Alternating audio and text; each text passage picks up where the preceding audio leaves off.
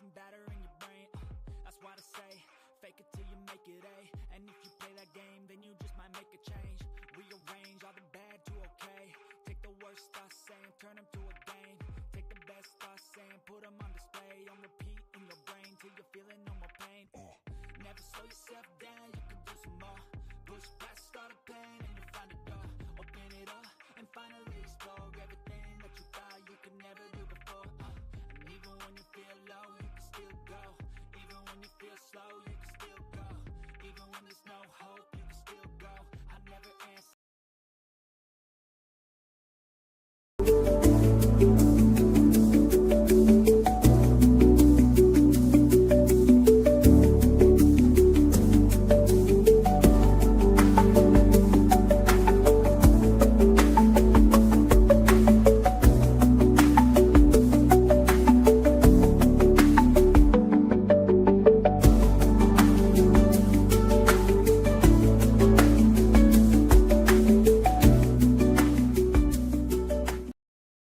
What's going on, everybody? Welcome to episode 16 of The Gallop Out. I'm your host, Ryan, and I get to be joined by Jackson and Kaylie for the first time in 3 weeks. We're all back on the same screen together.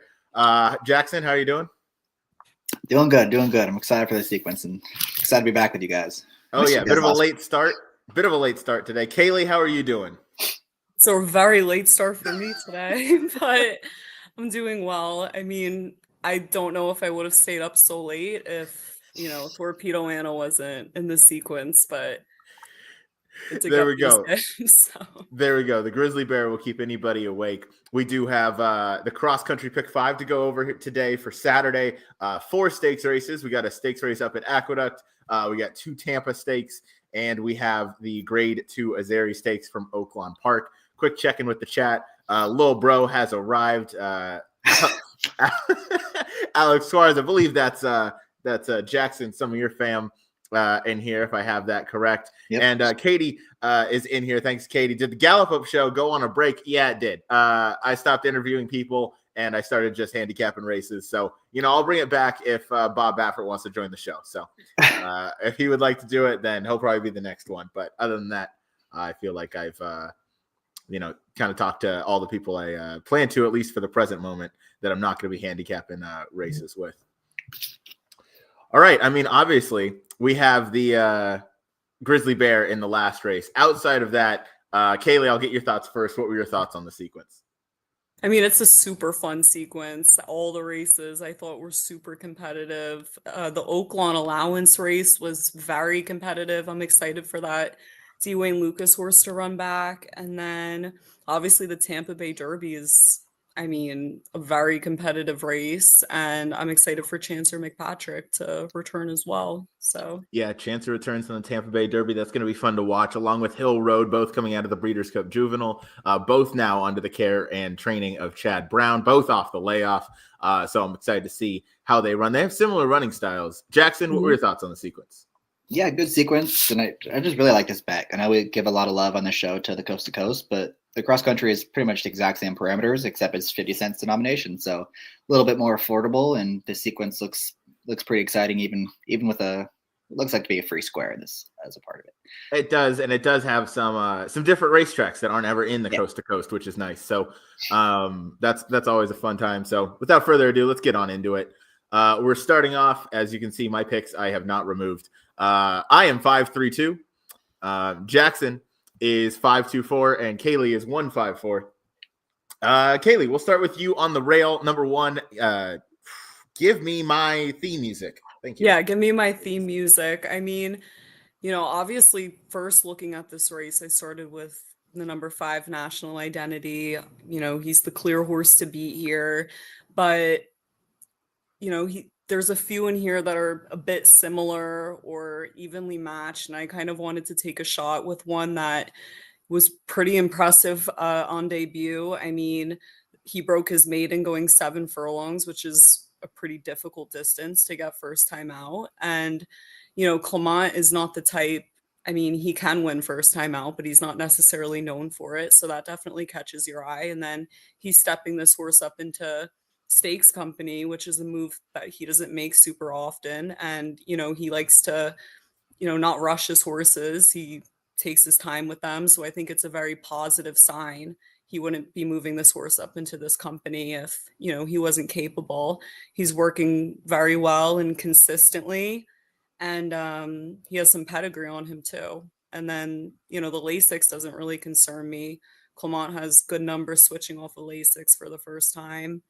And I honestly think, a mile is even an easier distance to get than this horse did first time out. So I thought this one was, a good price on the morning line, and in what seems to be a pretty, not wide open, but a race where you can try to get a little creative. This one, stuck out to me. Yeah, without a doubt. If you're able to beat the favorite in here, who we're going to talk about here in just a second, then this race is pretty wide open. The favorite is the number 5, National Identity. Kaylie, you have this one in second. Jackson, you and I picked this one on top. Jackson, I'll throw it out to you. Mr. Fire Alarm. What did you like about National Identity here? Yeah, the Fire Alarm, because I'm red hot right now. I was crushing Turfway yesterday, crushing it tonight. So, that's what, that wasn't the kitchen burning over there. Now, look, if you want to look at this race, if you just want to look at the speed figures, the 5 horse, it should be much lower than 7-5. 7-5 would be a gift if you base it just on his last race, because that kind of just towers over everyone in this field. So if he replicates that, he probably wins this race for fun. Obviously, we saw what Sand Devil came back to do last week. He ran a really strong second, got another really strong number. So, if he runs to that, he's going to be very tough. I didn't think there was that much speed in here. I don't know what you guys thought, but I thought he had a pretty clear pace advantage, and what speed there is in the field is drawn towards his inside, which is good for him. And he's not an easily type either, so there's just a lot of arrows pointing in his direction. The one thing I will say is, he's only won once, and the other 3 times he pretty much had dead aim and just didn't quite get there. I don't know if he really wants to be in a fight, so if there's, I'd rather see them try to open this horse up and stretch. Don't let it get down to a close finish, because it doesn't seem like he's one that wants to win in a stretch battle. Yeah, he doesn't seem to have a whole lot of fight down to the eye of the tiger is a good way to put it for National Identity. So I'm hoping Kendrick just sends this one to the lead. This is a pretty strong opinion of mine. I'm using this one on top pretty much as a lone A in my cross country pick 5 sequence as a bit of a spoiler alert. So National Identity, you nailed it, Jackson. Everything kind of just points to this horse should win, and most likely for fun. I'll go now to yours, Jackson, and Kaylie's third pick. That's the number 4, soon to be King. Kaylie, why don't you take it away? This is the horse you like in third. Yeah, this horse is super consistent. He's always hitting the board in these, New York bred stakes, and he ran a really good third against Sand Devil and National Identity. So, with the way Sand Devil ran back, and then you have your top choice in this race that this horse is competitive with, I figured he fits, pretty well, and is 6-1 on the morning line. If you're looking for a price, if you are playing with National Identity, I think, this is one that can sit sort of the ideal stalking trip and definitely make up some pieces at the end. But yeah, this one, fits really well with this group. But in terms of the speed, I thought that the number 3 Moplex was pretty interesting. Coming back off a layoff, and that horse has some speed as well. So, he was competitive in the Champagne against Open Company. So obviously this horse stuck out to me as well, but he is coming back off of a layoff. And, I think that this one should be pretty forwardly placed, to the point where I saw it's playing out how National Identity could kind of be the last one standing if these 2 are up on the front end.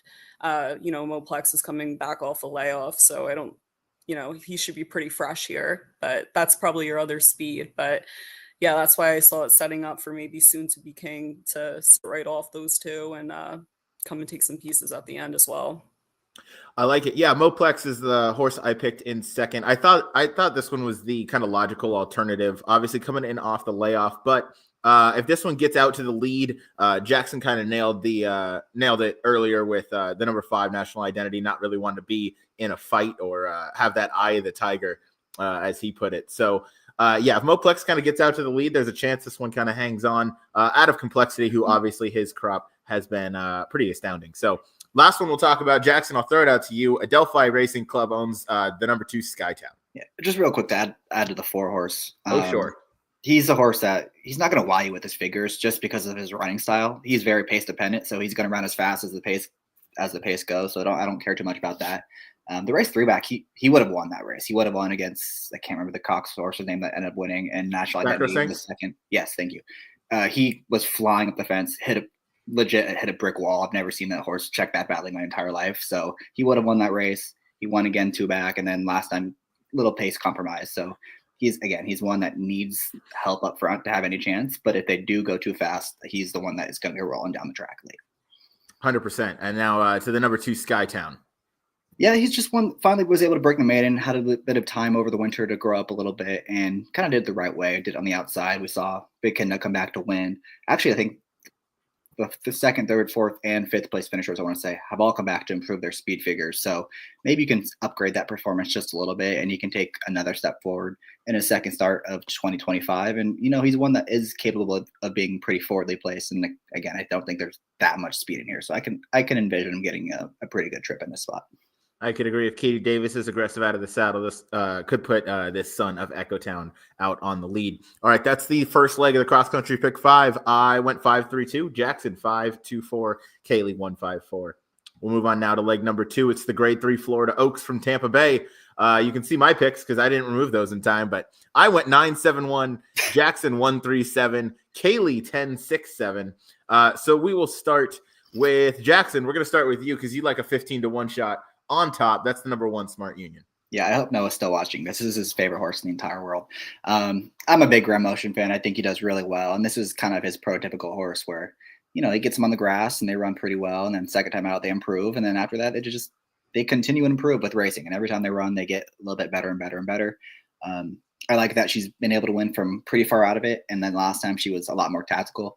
That was also a race where most of the significant moves came from the back half of the field, and she was one that was pretty forwardly placed throughout. So, the 67 bar is a little low, but if you're looking at the rest of this field, it's not like it's really that far behind everyone else in this spot. She's drawn really well. She just makes a lot of sense in a race that it seemed very wide open to me, and big price on a horse that's going to get a good trip and is pretty likely to improve it. So I'm going to put her on top. There's one thing you haven't mentioned on the number 1. I was waiting for you to do it. He's paired up the Beyer tops, or she has paired up Beyer tops of the 67. So logically going to have a move forward in her. Probably going to put her right in the winner's circle. So there it is. Wouldn't be a show without mentioning the paired up Beyer tops. Noah's in here. He said 2 all day. He texted us and said he's got an absolute single at 15-1 and said it's Brillante, and that's all fine and good. And then he followed that up with or the 9. So. I mean, he's got to have an opinion, right? He also told me he had 4 locks of Goldstream today, and none of them won. And he went 0 for 4, or 1 for 4. So Noah's ice cold. He's known as Frosty the Snowman. But Kaylie, we're gonna go to you. We are going to the number 10, Pretty Lavish, another horse for Grand Motion that you have on top. Yeah, there's a few horses here that were forwardly placed at a mile, or like to be up on the front end, and this one definitely obviously caught my eye because of Grand Motion. Pretty dangerous on the turf, but also the fact that this one came from way out of it to win her first start here in America. She broke her maiden as a 2-year-old in Europe, going a mile over the soft turf, and then comes over to America and breaks her maiden first time out. She got a 71 Beyer there, so pretty impressive. And I think this one came from way out of it in her first start over here. I imagine it's going to set up similarly for her here, and Irad's riding her back, which is a pretty good sign. So I thought at 6-1 on the morning line in a wide open race, this one was pretty logical. Yeah, you mentioned a point there at the end. Wide open indeed. There are not a whole lot of horses in here with a lot of proven form. A lot are coming off of layoffs. A lot are second off the layoff.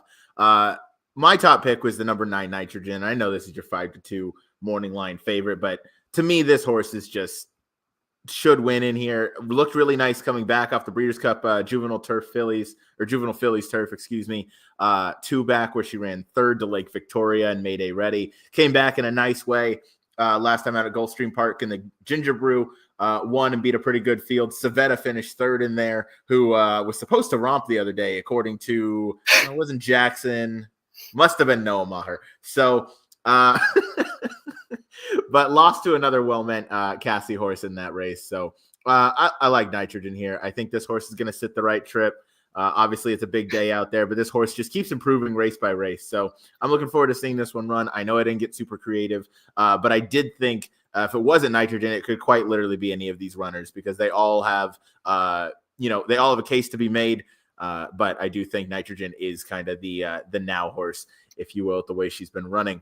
I just want to say real quick, Yes. That workout 2 back on February 21st was 58-3. You'd think that'd be pretty quick, but no, that was the 18th best out of 34 in the day. So I wonder how fast that turf course was playing that morning.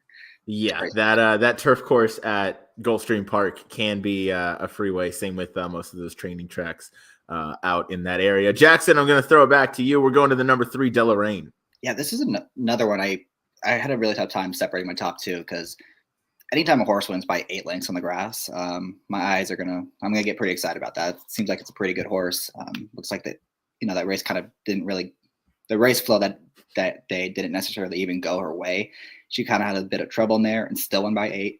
Only came back a 67 buyer, but then you go into it and you look at what everyone out of that race has come back and done. The 2nd, 3rd, 4th, and 5th place finishers have all improved by at least 11 points. So I think you can pretty safely upgrade that one pretty significantly. And she ran fine last time on the dirt. They gave her a shot, try to get on the Oaks Trail. She ran perfectly respectable in that spot.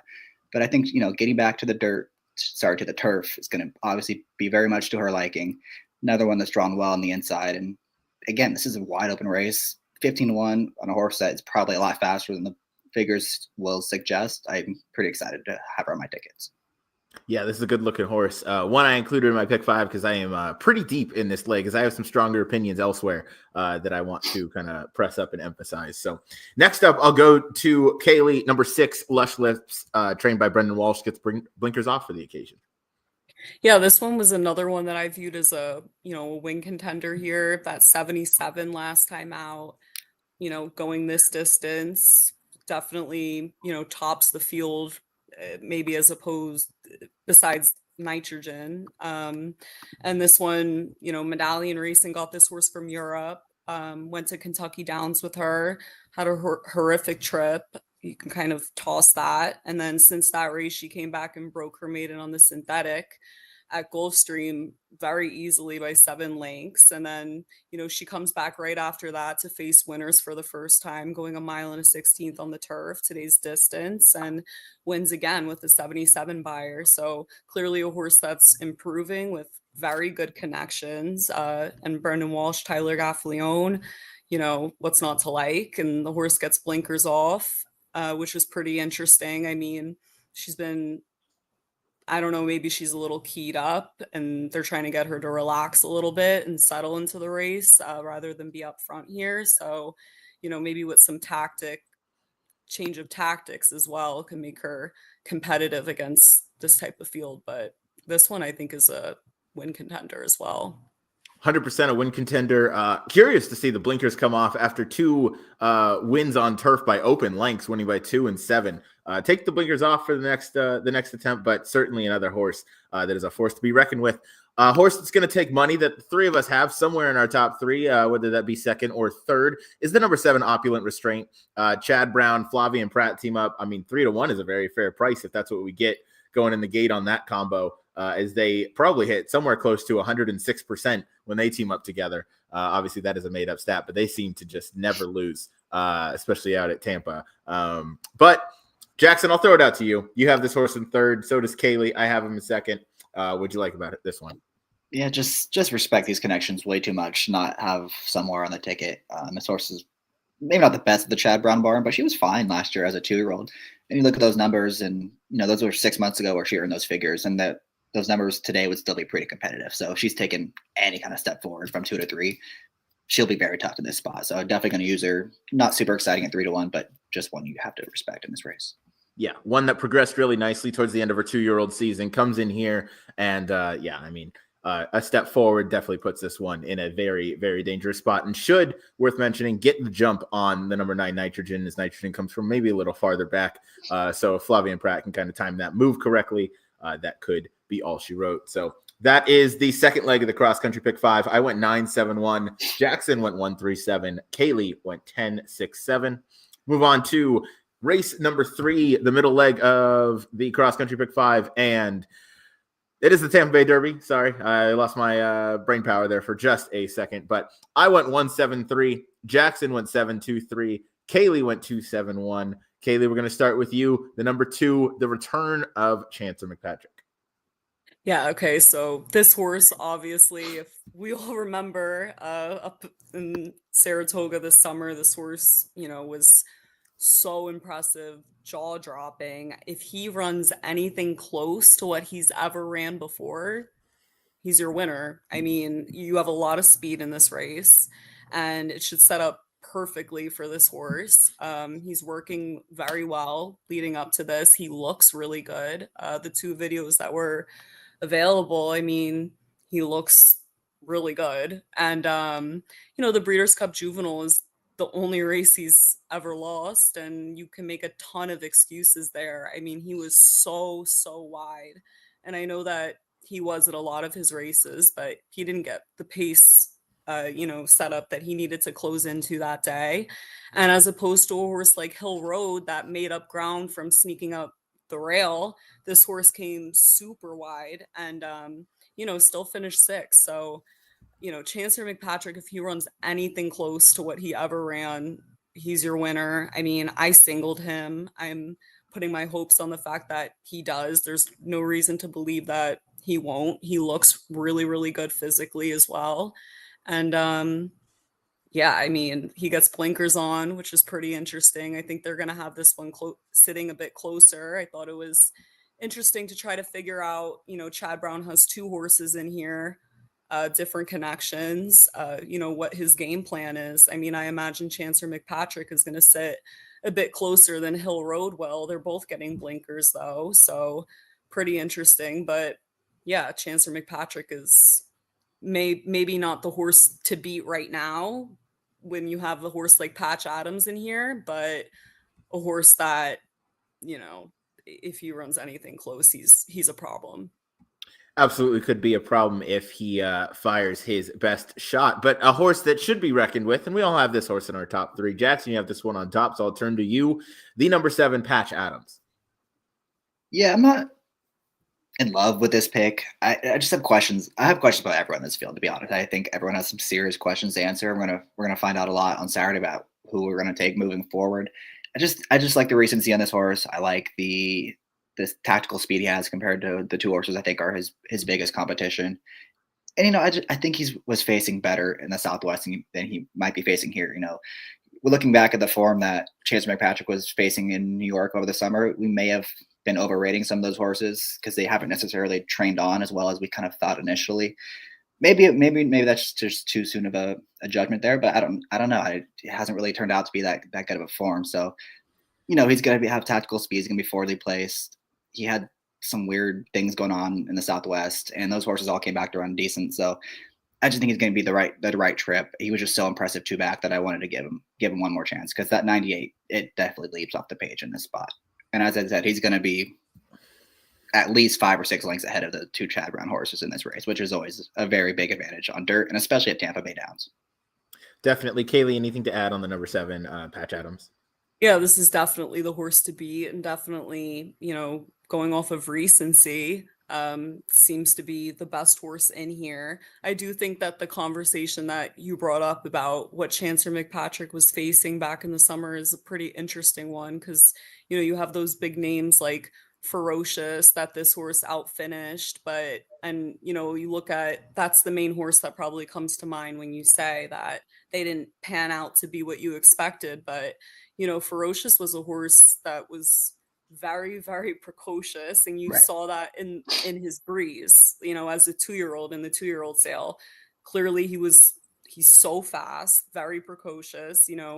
He was at peak form there. So Chancer McPatrick beat a horse that was that good that early at his peak form and didn't pan out. He came up with an injury. Maybe he was turning a little sour before that. I know, leading up to the Breeders' Cup, he had weird work patterns and stuff like that. Something just tells me that horse was, better up in Saratoga, and just because he didn't run back to that doesn't mean, he's not a super talented horse. But I definitely agree with the recency thing about Patch Adams. I mean, he has great speed. Yeah, he's the horse to beat here. So I put him second, but with all the speed in here, I definitely see it setting up for Chancer. But yeah, Patch Adams is could definitely set up for Chancer. Yeah, go ahead, Jack. To be clear, I'm still very high on Ferocious. I just don't think he's a Derby horse. I think he's going to win the Fat Day Mile. They just need to cut him back. He does not want to go this far. I don't think. I think he's very talented. I think Ferocious is on the bench for a bit. I don't know that he's going to be. Oh, never mind. He won't win the Fat Day Mile. He'll win Met Mile next year. Met Mile next year. Yeah. Chris Pimentel is in the chat. What's going on, Chris? He believes in Jackson and is tailing. Matt Miller in here. This is actually live right now. Hardworking host. Jackson and I. It's only 8:27. Props goes to Kaylie. It's 11:30 p.m. and Aqueduct does have racing tomorrow, so that's a late night. I'm not going to be tailing Jackson.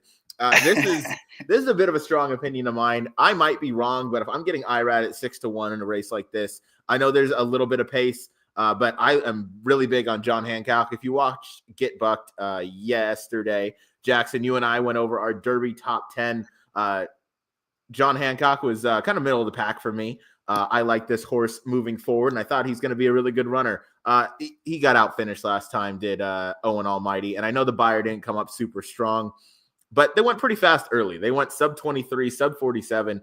And I know Tampa can kind of, play to speed sometimes, but I like this horse breaking from the inside. I think Irad's going to go and take it to him one more time. Again, I think John Hancock, if he was in this field, probably wouldn't be the favorite just due to the presence of Chance McPatrick, but I think John Hancock would probably win if he were to face this bunch. So Owen Almighty only lost by half a length. I think he gets around 2 turns for the second time on Saturday, and I think that's going to put him in the winner's circle. I don't know that he's a 1.25 mile horse. In fact, I would bet that he's not. He's a perfect Pat Day miler in my book, but I think versus this field, you have a lot of horses with some question marks. You have the favorite Chancer McPatrick. You have the number 3 Hill Road, both coming off the break. You have Patch Adams, who I also don't believe is a true 2-turn horse, although if he shows up, with that race 2 back that he ran going 7 furlongs, I mean, everybody else is running for second pretty much because that was a wow performance. Let's throw Matt Miller's comment up here. Let's get real. Isn't this a better race to watch than bet? It's a lot of guessing. Going to be fascinating to see what happens.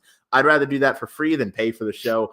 Matt, I don't disagree with that at all. I think Matt's that biased. is he's lost a lot of money on that 7 horse. Good patch on it, man. Yeah,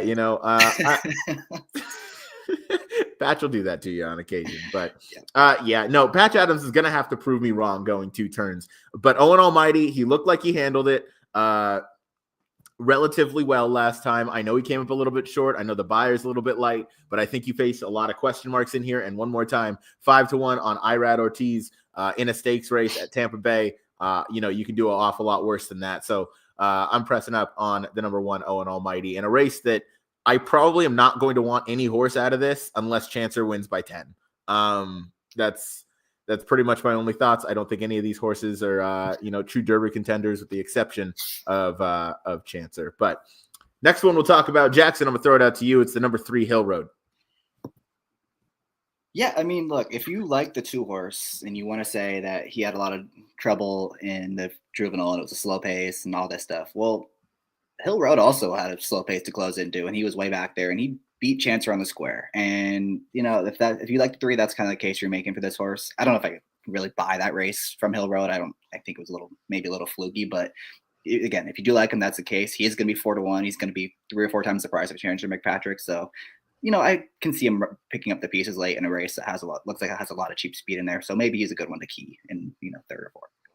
Yeah, it could be a good one to key. I did see the article, I believe, published by DRF earlier this week, talking about Chancer and Hill Road, saying that, this spot came up and they're going to need some points, obviously, for the Derby, as we're pretty much in that last second round of prep races here. Said that, Chancer was maybe a work short or so, but is still coming into this in good form. And then said Hill Road, maybe 2 or 3 work short, but they both should fire good shots. I mean, I'm sure Chad is just being modest.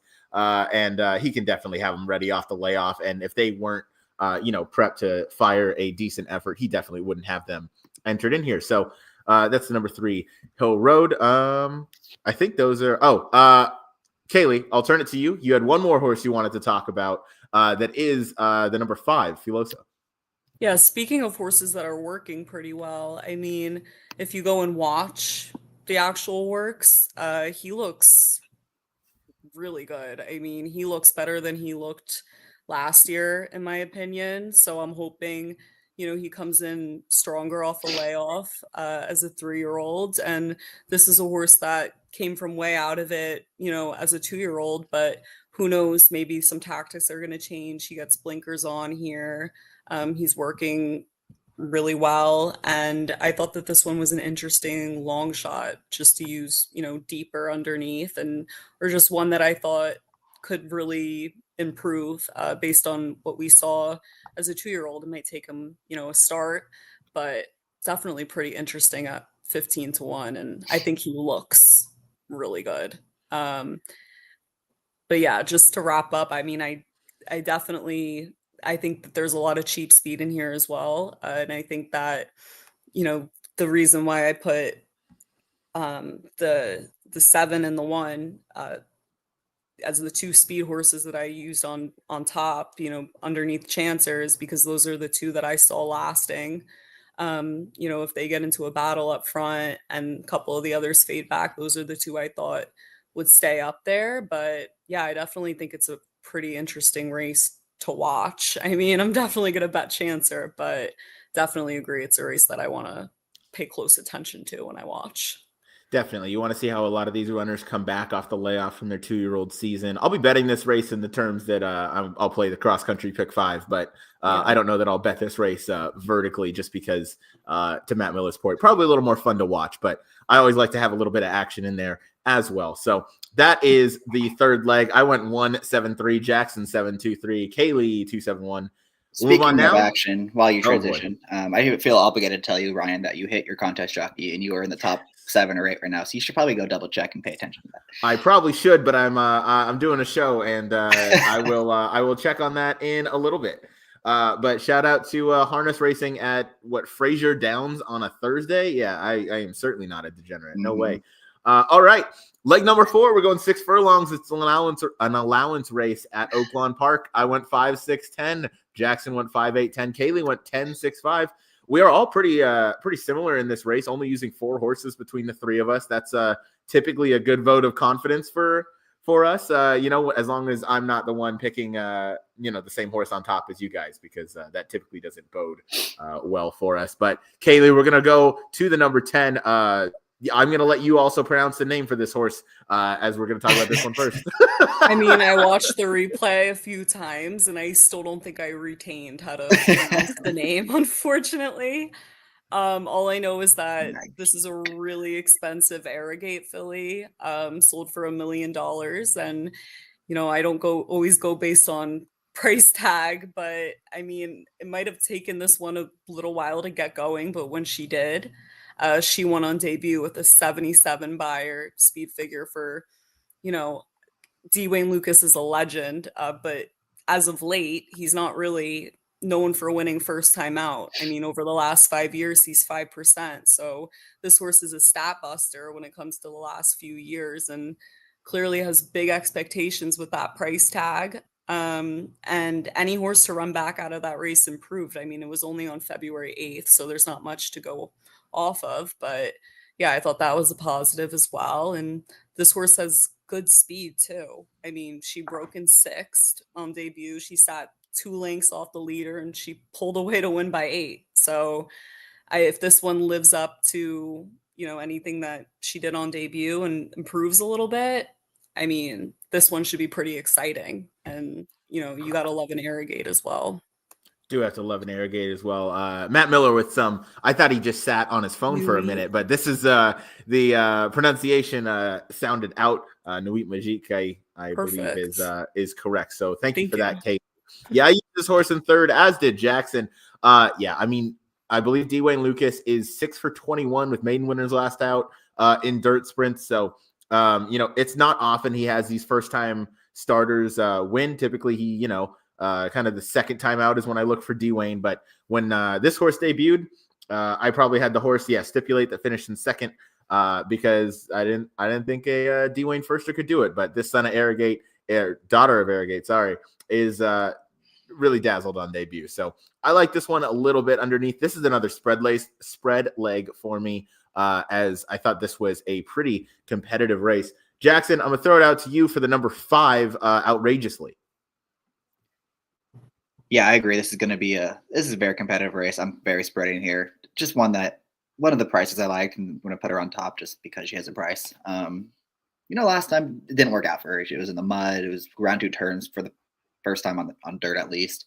And she kind of did what she does. She got good position, made that early move, hit the lead, and then she saw the 6 furlong pole and said, "We're done. We're not racing anymore." And she hit a wall. So I think the cutback's going to do her a lot of good. Class S for her for sure, because she wasn't really beating that much 2 and 3 back, but she was doing it the right way. She's going to be forwardly placed, and 12-1. You can throw in there on a ticket for sure. 100% you can. The 1-turn races certainly fit versus this bunch going 2 and 3 back, both resulting in wins at 6 and 7 furlongs. And then, I maybe just didn't like the mud last time out. Practical Jokes, typically I like them around 1 turn. That's what led to me picking this horse on top as well at a nice price of 12-1 with Chuan in the saddle. Next up, Kaylie, we'll go out to you. You and I both picked this horse in second, Lil Blaze. Or I guess it's Little Blaze, but I'm going to say Lil. Yeah, this is a very, consistent, battle-tested mare with good speed. If she runs back her last race, she's going to win here. I thought that she was the one to beat, and she's in very good form, as she mostly has been. So, I'm definitely thinking this one is another win contender underneath, the number 10, but this is one that's more proven and battle tested and has kind of danced this dance a few times rather than the 10 who really hasn't yet. But yeah, I thought this one is really good speed and should be able to sit a nice trip here. Yeah, this mare came back as a 7-year-old to win pretty convincingly at 5 furlongs at Houston Racecourse. And if you're curious where you can bet Houston Racecourse, it's really simple. You just got to hop on a plane, you got to fly to Texas, and you got to go to the track because for whatever reason they don't like other people's money if it doesn't come from Texas. So pretty impossible to bet that. But Lil Blaze, she runs back to that next effort, builds upon it. This 7-year-old mare clearly still has her mind on running. So that's definitely a positive. She seems to be going good. I think this is the horse to beat. I don't want to use this one on top because I think you can get some more value out of here because I think, that's almost a standalone number. If you look at a lot of her recent form, obviously, if you go way back to July at Ellis Park, you see another buyer that matches up. But again, that one also kind of stands out. So there's reason to believe that maybe she won't run to match that 85 buyer speed figure. Jackson, I'm curious, you didn't use this one anywhere in your top 3. You're just trying to fade this one completely? Yeah, I don't know what to do with the Texas form, and especially when you're looking at her Churchill form, which is probably a much better comparison to what she's going to face here. And she was pretty bad in those spots. Maybe she just turned a corner since then, but in a race where I think it's pretty wide open and she's going to be very overbet in this spot, I didn't really need her anywhere. Yeah, I don't hate that at all. I'll go to the number 8, so you can talk about your second choice, Roman Grace. Yeah, if you're just looking at speed figures, again, I made a similar case earlier where she was running 76, 79, 79 as an early season 3-year-old. If she's taken any kind of step forward since then, she's going to be super competitive. Whereas the horse like the 10 has that 178 buyer and probably going to be completely overbet just because of that. And she's, undefeated. The newcomer, she won by 8. I'd much rather take a shot on this horse who first time in the Michael Maker barn, obviously didn't run very well at all, but she had a little bit of traffic, nothing crazy, but just a little bit of trouble. Maker's not necessarily great first off the bench either. So now the blinkers come on. I think she's going to try to be much more forward in this spot. And she was legitimate keeping some good company, especially that race at Keeneland. I think Princess Madison came back to win a pretty salty race over at Saratoga over the summer and I think she was stakes placed at one point too. So a couple of other good ones in there. Just hoping that she's going to get back to the good form she showed as a 3-year-old because that form will make her very competitive and she's going to be a very big price in this spot. I 100% agree. And I also 100% agree with Matt Miller's comment. Texas racing is quite joke, especially just a matter of time before it's over. That's right. At least Cali racing, you can bet from anywhere over the country. So we still have that going above Texas. So there we go. Keep living the dream. Because they had a good product at one point too. Like I remember over COVID, they have Sam Houston. During COVID 2020, Sam Houston got a majority of my play. Stuart Elliott wins at a ridiculous percentage over there. It's just anytime you see him and Asmussen team up, just go ahead and bet that horse blind. I think I hit like a straight pick 4 there and just used them because they had 4 straight races just teaming up together. I didn't handicap a single second of that. But I do wish that we could bet that again in the near future, but I won't hold my breath for that. But yeah, so that's number 8, Roman Grace. Before I get too off track, go ahead. You guys are really, I think, onto something with the number 5 that you put on top, and a race that's pretty wide open. I was pretty tempted to put this one on top, like when I first glanced at the race, just because this horse looks like she's tailor-made to go 6 furlongs. And it really jumps off the page just how she improved after that layoff and running on the Thorpedo a few times. And last time was over the slop, like Jackson said, didn't want to go a mile. So yeah, I think this one presents probably the best value of the field. Yeah, without a doubt. And I see you picked this one. You picked this one in third as well. So you clearly give this one a good shot. It wouldn't be that outrageous if Outrageously were to win in this spot. But that's the fourth leg. I went 5, 6, 10. Jackson went 5, 8, 10. Kaylie went 10, 6, 5. We'll move on now to what is certainly just the most difficult race in the sequence. It's the Grade 2 Azeri Stakes. Picture up on the screen. I didn't allow the co-host to pick a third horse because, there is an absolute bear among horses on the rail. And Kaylie, we got to start with you. You are banging the drum of Thorpedo Anna basically since I met you, and I'm sure since long before then. So go ahead and take it away. Yeah, this is one of my favorite horses ever. I'm not going to come across as biased when I'm picking, but I think if you looked at this form and you said, oh, I have the horse in here that can beat her, then the problem probably starts there. So it's okay for me to be a little biased about this. I understand the angle of trying to beat a horse that clearly was,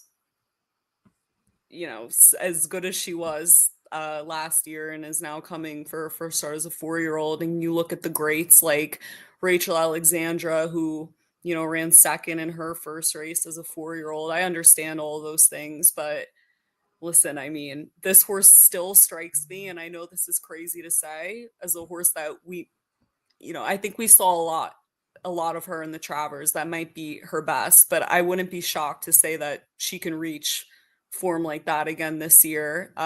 She loves her job. She's basically dying to run. He wouldn't be putting her here if not. I think she's going to be primed for a really good 4-year-old campaign. Obviously, when you turn to the race dynamics, there's not any horse in here that relatively touches this horse. She nearly closed on your 2-year-old champion, Fierceness, and she put away your 3-year-old champ, Sierra Leone there. So that's, and let's not mention, and then after that, I think you had the Belmont Stakes winner behind her, I guess. So just saying, clearly she's your single. Everyone agrees on that, but yeah, I'm so excited that she's back and that we get to watch her run this year. Absolutely. Yeah. Thorpedo Anna is going to show up here. She did this. She had this exact same pattern last year. She got a bit of a break after a late November start at Churchill Downs and then came back in late March. And this time she took a break in early November, comes back in early March, same time frame, same racetrack, same distance. I'm not going to pick against this horse. There's just no way. I think a lot would have to happen for her not to win, probably by open lengths. Fun story by Matt Miller. I remember him telling me this on Breeders' Cup Day. He was at I believe it was the Riders Awards. That might be the wrong name, but it was close. Kenny McPeak handed me a drink on November 1st and said, my filly ain't losing. He was proved right the next day, and I'm not sure I've stopped shaking since he said that to me. Yeah, that's quite the story. And obviously the only thing that pops into my head anytime I think about Thorpedo Anna is the fact that Kenny McPeak was so confident in this filly about a week out from the Kentucky Oaks, said, I hope, I'm bringing a grizzly bear. Oh, Turf Riders Awards dinner. Hey, I was pretty close. I just forgot that first part. So yeah, Thorpedo Anna. Jackson, go ahead. As the person who texted in our group chat saying that you wanted to beat this horse sometime this year, today's clearly not the day, huh? No, today's not the day. This is look, if you want to get creative with the betting here, this is a Marshall Graham special where you just play a superfecta straight and you play it like 50 times and just have a little fun with it. I don't think she's going to lose. I think the 2 is clearly the second best horse in the race. And I think the 3, Jody's Pride, is clearly the third best horse in the race. So I just play those 3 straight. And then I'm going to look for a long shot in fourth. And, if I'm right, it can still pay, around 10-1 for the superfecta if you just crush it, and that's all you're gonna do. But as far as the pick 5 goes, it's just Thorpedo Anna. She'll win this race. She absolutely will. In terms of not winning races, I am officially out of contest jockey, so that's too bad. But I think sorry. No, I was just I'm not saying anything important to the podcast. Please go ahead. I think the interesting conversation is like how she's gonna win. I mean, on paper, we're like, oh, this, there's some horses that have some speed here. I mean, really, if you think about it, like, is she gonna, do you guys see her going gate to wire? Do you guys see her, stalking? I mean, she can take them gate to wire. Like, she's fast enough. But the matter of fact is this clearly the grade 2 Azeri against, this field? It's going to be a good race, but it's not her main goal. I mean, so I don't know. It's just interesting when you think about how they're going to play it. And I know that she's a horse that she gets really amped up before races, which is, sometimes, it never really affected her too much, but clearly she's going to be pretty excited to run. I wonder, how fresh she's going to be, if they're going to try to, get her to take them gate to wire, if they're going to sit her off the leader. I mean, just curious what you guys thought on that. If it's me, or go ahead, Ryan. I was just going to say, I think Hernandez is just going to play the break from the rail. He's probably going to be more forward than anything, but I mean, this filly can do whatever she wants to do whenever she wants to do it. Exactly. So I think it'll just play the break. If somebody's trying to, send real hard and put her in a weird spot, I think he'll shift out. If nobody sends, obviously she's capable of taking him wire to wire. So I think it really just get out of the gate cleanly, and she can handle whatever else is necessary. If anybody hears loud noise in the background of my mic, it is pouring down in San Diego, which I think last time we did this episode, it was like 85 degrees. So no one knows what's happening to the weather, but yeah, it's raining pretty hard. But Jackson, go ahead. No, I mean, you drew the rail. You're the best horse in the field. You're 1-9, and you're very fast out of the gate. I'm descending until unless you look to your right and someone thinks it's a quarter horse race, then you let that one go. But I'm making the front here. And just don't screw around. You're the best horse. Act like it. Just run him to the ground. Jackson, I'll stick with you. The number 2 Alpine Princess. You picked this one in second. Either first part of your straight superfecta play or a horse that could possibly beat Thorpedo. Nah, superfecta play. Just the second fastest horse in the race. The race 2 back kind of annoyed me when she lost the Comely at Aqueduct. But before that, she was really good. Obviously, the one at Remington was really, really good when she won by 10. Got the 9-6 buyer. And if I'm not mistaken, I don't think you can watch the Stuart Houston races, but I think it was on the In the Money channel where Nick Tamro's the announcer there and he does the podcast. I think he said that the inside was just golden that day on the Houston Lady Classic, and she was kind of wide there. That was the excuse he came up with for this horse that day, because she lost by nose to a long shot who also shows up here. But maybe you can upgrade that one just because she was wide that day on a day where the inside was good. And again, I just think her best effort is just clearly the second best of this group, and I'm going to key her in second. I like it. Kaylie, anything to add? No, I mean, I put this one second, like in terms of picks, because like Jackson said, I mean, there's nothing really to add. She's the second best horse in here, but I did think that the number 5 Recharge, if you're talking about, superfectas or anything, deeper than an exacta, I thought that the 5 was pretty interesting. 12-1 on the morning line. She's shown some speed. She won her last 3 starts, wire to wire. The last 2, she was facing older, which is, important coming in here. So yeah, I thought this one was interesting, and she's a daughter of Gunrunner for Steve Asmussen, and it seems like that layoff served her well as well. So I think that this one is another one that could be interesting underneath. Yeah, certainly warrants some respect off that last effort. Last one I'll talk about, number 3, Jody's Pride. This one showed some ability last time out, showed some improvement, I should say, last time out, running third by a neck in a oddly run kind of stretch race in the Inside Information Stakes at Gulfstream Park. I don't know that this horse loves 2 turns. I'm going to be honest. I just thought this one off that last race, if she does improve and she has taken a step up, maybe she can, threaten the second or third place finishers a little bit, and maybe be able to just catch a glimpse of Thorpedo Anna's rear hoofs as they cross the finish line as she, turns to the top of the stretch. So we'll see. But yeah, I think Jody's Pride. I mean, obviously this one had a lot of talent. She was in the Breeders' Cup Juvenile Fillies back in 2023 at Santa Anita. Speaking of which, there's a really interesting Gulfstream allowance race on Thursday where just FYI, Power Squeeze, and there's one other that I am blanking on. Also runs. Thank you. Gunsong also run back in that spot. So Thursday allowance race at Gulfstream Park is something to look forward to after you play this cross country pick 5. And speaking of, those are all the races, but we do have pick 5 tickets to throw up on the screen. They're up now. I have a $32 ticket, Jackson a $22.50 ticket, Kaylie a $12 ticket. Kaylie, why don't you kick us off here? In the first leg, as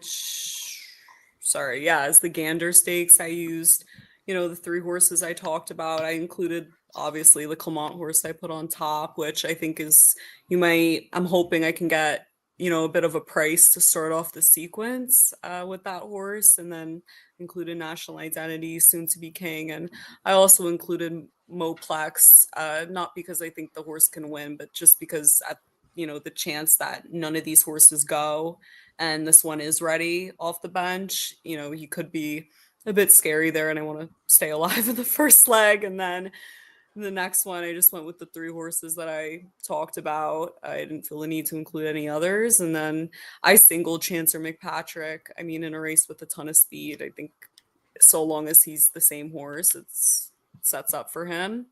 And in the next leg, I went, just with the D. Wayne Lucas horse and Steve Asmussen, Little Blaze as well. And then the last leg, obviously, singled Anna. So I like it. $12 ticket by Kaylie. Jackson, take us through your cross-country pick 4. Yeah, this would be my main ticket. And again, because I do think it is basically pick 4, I'd probably play a press up one as well. So on the main one, I am going to go 2, 4, 5. But I do think National Identity is probably the most likely winner. So I'll come back and play a press up one, singling him. In that second leg, right now, on the main ticket again, I am 1, 3, 7. The 1 is Smart Union for Grand Motion. The 3 is Deloraine for Godolphin. And then the Chad Brown horse is the 7. On the press up, I'd probably just play the 1 and 3, honestly, just trying to get some significant value out of that race in a sequence where it looks pretty chalky everywhere else. So if we are able to get one of those prices home, I think you're going to get some real separation from the rest of the pool in this sequence. And then leg 3, God, I hate that race. I'm singling Patch Adams. I think he's the best horse in the race. I think he gets the best trip, and sometimes that's all it takes in the field like that. So, gonna be singling him. Hopefully, he gets the job done for us this time, because he has not done it for us in the past. But Saturday is a day. We have faith. That fourth leg, completely wide open. I'm 5 deep. I could easily add more later on. Top pick would be the 5. I think we all mentioned the 5 horse, which is outrageously 12-1. Again, I have some prices in there, just really hoping to stay alive. And if some new information comes in between now and Saturday, I'll happily throw in some more horses in there, because that is a brutal leg, I thought. And then the last race is, Kaylie's favorite horse in the entire world. So we got to single that one. She's going to be, I think she 2 to 5 on the morning line? Yeah, 2 to That's 5. Great. She's going to be 1 to 9. She was 2 to 5 in the Distaff, which is nuts to me. She should have been 1 to 9 in that race too. Yep. Shout out to me catching that double after Starlust shocked the world in the Breeders' Cup Turf Sprint. That's a $22.50 pick 5 for the cross country, brought to you by Jackson. Matt Miller, you each singled a different horse in leg 3. Yeah, 3 respected handicappers with 3 different angles. What am I supposed to do? Matt, I believe you answered that already, and that is with your own comment. Let's get real. This race is better to watch than bet. So that's probably what I would recommend, because yes, in my pick 5 ticket, I singled the 1 Owen Almighty, but I'll get to that one in a second. I'm starting off by singling National Identity. I think he's the best horse in the race, and I think he wins hopefully pretty handy. And next race, it is pretty wide open. I'm going to play a press up ticket with probably the 1, because I love that paired up buyer top angle, as it has really just not let me down, Jackson. And then I'll play it with the 1, and I might play even a higher press up ticket with with the 7 and the 9 because they do both look tough in there. That's the Chad Brown Pratt combo and then Nitrogen. I think it could be a little chalky through those first 3 in that final leg. Again, I mentioned I'm singling Owen Almighty. I do like that. I think you're going to get a decent price. I think that race is pretty wide open with a lot of question marks, whether it's horses that maybe don't want 2 turns, Owen Almighty included, or horses coming off layoffs like Hill Road, Filoso, or Chance of McPatrick. So I think there's a lot of questions that have to be answered. So I'm just going to single Irado Tees at a nice price and keep it moving with a horse that I know at least runs 2 turns and finishes off pretty nicely. So I'll take it. And then next leg, I'm using just about every horse I could because, I mean, any horse could win that race. So probably just if you are watching the show, just use the 2, 3, 4, and 9. And you're probably going to be all right. And no, then in the last, I use the 9. Oh, you use the 9. Okay, Right. Use the 2, 3, 4, and you're going to be just fine. So after that, obviously singling Thorpedo Anna and Noah Maher, little bro, with one more jab in the chat, but that's all right. He'll. I can't tell you the last time he cashed a ticket, so I'm not sure. I can remember the last time he sent some bad pics in our group chat, but hey, we've all been there. Thank you everybody for watching. I know this is a late night for you, Kaylie. Thank you for making the adjustment and making this work. This is a ton of fun. I'm happy we got to talk about the Grizzly Bear, Thorpedo Anna, as well as a pretty interesting cross-country pick 5 sequence that may not pay a huge number, but you can certainly capitalize if you press up with the right horses. Kaylie, good luck at work tomorrow. Hope it's drier than San Diego as we are off the turf for my morning walk with the dog tomorrow morning. So it is off and sloppy. It's like fairgrounds on a Wednesday. So Jackson, any parting words until we get going? Nope, I'm good. All right. We will see you guys next week, and then I will be off to the NHC. Jackson is hoping to qualify. I'm not qualified. I probably won't. But I'm going to go out there and I'm going to have a blast. So, Vegas with a bunch of the HHH friends and even Noah Maher is going to come out from Kentucky. So we gotta go see that guy. And I think if Jackson makes it out, we're actually going to finally all race. And I get to finally be the fastest of those 3, and they will have nothing to say. So on that note, thank you everybody for watching. We'll see you next week. And